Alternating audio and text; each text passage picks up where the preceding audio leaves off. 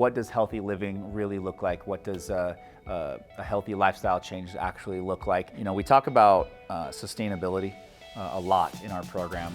And one of the questions I ask my clients that makes a really big difference for them is when they come to me and they say, hey, you know, should I try this diet? Should I take that supplement? Should I do this workout program?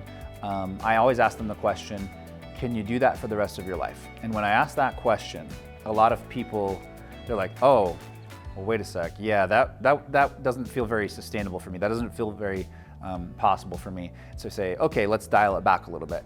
And the reason I ask that question is not that I don't want to encourage people to commit to something, you know, big or a challenge or something life transformational. I definitely want to encourage that, but it helps give them the perspective of what they can do right now. And so what we end up focusing on is very simple but effective and consistent long-term habit change. When you think about, you know, if I say, would you work out every day for the rest of your life? Most people would say, yeah, I'm not really willing to commit to that. It's possible, people do it. Are you willing to commit to 3 times a week, maybe 4 times a week for the rest of your life?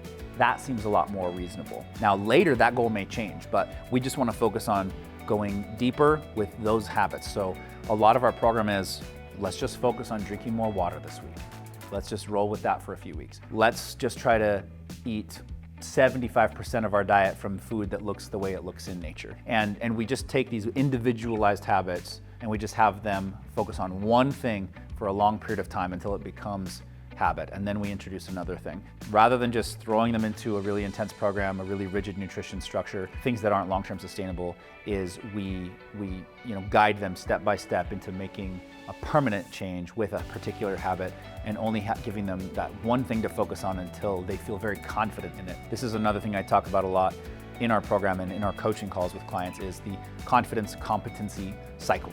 And so a lot of clients who are struggling with their fitness, their body image, you know, nutrition, eating disorders, those kind of things, they don't have a lot of confidence. And so confidence is just a relationship with yourself, and whether you have trust and rapport with yourself or whether you keep your word to yourself. And so by helping people focus on very simple habits, they start keeping a promise to themselves. I'm going to drink more water, and then they do it. And when they do that, they demonstrate competency to themselves. When they demonstrate that competency, their confidence goes up.